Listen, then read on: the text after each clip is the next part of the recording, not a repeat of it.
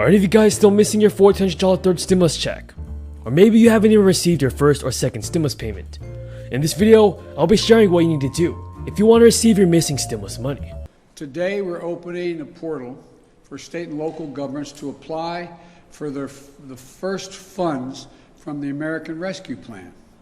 Because states and local governments have to balance their budgets, a lot of them had to lay off employees when the economy, state employees and local employees, when the economy slowed and tax revenues fell. We're talking about 1.3 million state and local employees out of work.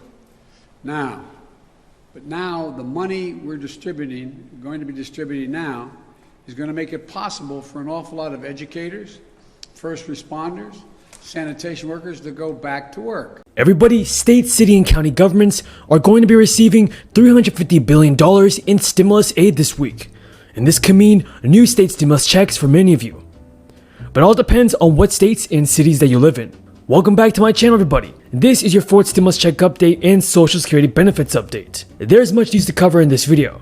Everybody, thanks to President Biden's $1.9 trillion American Rescue Plan, state, city, and county governments are going to be receiving their first infusion of direct stimulus aid from $350 billion in emergency funds this week. And if any of you folks support the fourth stimulus check of $1,000 a month, then let's get this video to 1,000 likes. And don't forget to subscribe to my channel, folks, and share this video with your friends and family. I also want to update the people on the progress that we've made in our recovery and the next steps that we're going to be taking. As we learned Friday, the economy created 266,000 jobs in April. In fact, altogether, since the time we took office, we've created more than 1.5 million jobs in the country.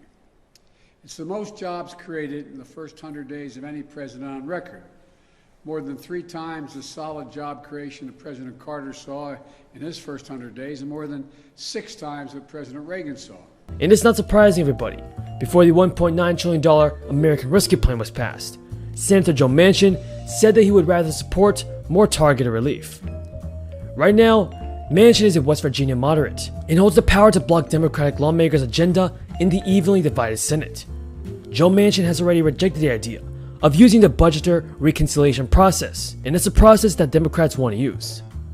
So while most legislation requires 60 votes to advance in the 100-seat Senate, the budget reconciliation process allows for a simple majority. Thankfully, Democrats also control the Senate because Vice President Kamala Harris can cast a tie-breaking vote. And when asked if he would back another bill with other related spending through a process called reconciliation, Joe Manchin said he wouldn't, and he wants the bills to be more targeted. Now, Joe Biden's infrastructure proposal, it will include $400 billion for in-home and community-based care for the elderly and disabled. In addition, there was $100 billion for school and child care facilities. Those are 2 areas that Republican lawmakers left out of their $568 billion counteroffer. And Joe Manchin said, while such areas need to be addressed, it was hard to build public support for a massive bill that goes beyond what he called traditional infrastructure needs. Manchin told CNN, "I think they should be separated. When you start putting so much into one bill, it makes it very, very difficult for the public to understand." He called the Republican proposal a good start for negotiations. What do you think about this, everybody? How much did the federal government spend on Biden's infrastructure package? Leave your thoughts in the comments below. Republican Senator Lindsey Graham told Fox that he met with Manchin last week to discuss the infrastructure bill, adding that while he opposed the cost of Biden's plan, he was optimistic Republicans and Democrats could work out a deal. Republicans do oppose the ambitious legislative agenda right now. However, things could change in the near future. They might increase the Social Security benefits by $200 a month and also pass a 4th round of stimulus payments of $2,000 per month. We never know, everybody. Now, for those of you that have not received your missing stimulus money, if you decide to file a tax filing extension, you only have more time to submit your return, not to pay any money you owe. Some of you could be eligible for a top-off payment if the tax return you submit this tax season shows that your income dropped since last year. However, the IRS has urged federal beneficiaries to file a return in order to make sure that eligible dependents are included. The government is also encouraging people who it does not have on record to file tax returns in order to get their stimulus checks. Guys, our politicians must step up to the plate and help out the American people. And if any of you agree with me, then let's get this video to 1,000 likes. Right now, President Joe Biden is seeking Republican cooperation for an infrastructure package. However, some Democratic lawmakers say the president should be prepared to go at it alone if a deal doesn't materialize quickly. The White House wants to see counteroffers to President Biden's $2.25 trillion infrastructure plan by the middle of this month. Some moderate Democrats insist on cutting a deal, and other lawmakers worry that it will be a dead end that would burn valuable time. What do you think about this, everybody? Should Democrats even bother trying to gain Republican support?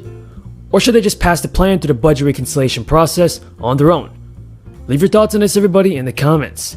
So far, Republicans have proposed a slimmer $568 billion package, and some GOP lawmakers say they wonder whether the White House is willing to limit a bill to narrow measures like roads and bridges, while cutting out pieces they oppose like elder care subsidies. Aides for members of Congress on both sides of the aisle also say they fear that the other side may not be negotiating good faith. But the good news is this: if Democrats unify behind a proposal, they can use a budget process to pass legislation through the Senate without Republican support, just like they did with the $1.9 trillion stimulus relief package. Biden spoke Thursday by phone with Republican Senator Shelley Capito. The senator said it was a constructive discussion, and Biden described it as a good conversation and invited her to the White House. Everybody, on May 12th, Biden will meet with the top Republican and Democratic leaders from the House and Senate.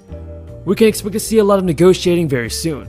And now, the Earned Income Tax Credit is a refundable tax credit aimed at low and moderate income workers. The Earned Income Tax Credit reduces the amount of taxpayers owe, can even be calculated or collected as a refund.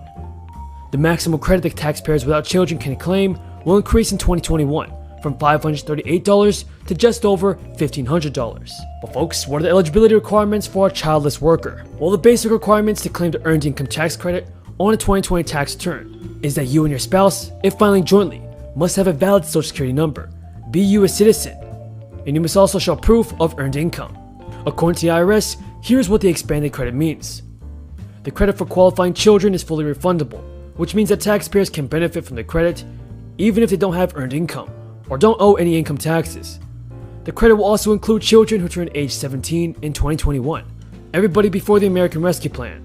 The child tax credit amount was up to $2,000 per qualifying child under the age of 17. So this relief provision will really help millions of families that are struggling because of the crisis. That is the end of the video, everybody, and if any of you found this video useful and helpful, don't forget to subscribe to my channel and turn on post notifications. Have a great day, folks. I appreciate everyone's amazing support on a bipartisan 89-2 vote, and the bill was supported by both Democrats and Republicans in the Senate. The only two senators to vote against the bill were Republican Senators Mike Lee and Ted Cruz. Multiple senators said the Drinking Water and Wastewater Infrastructure Act would foster economic growth. Thank you for watching, everybody, and until next time, have a great day and stay safe.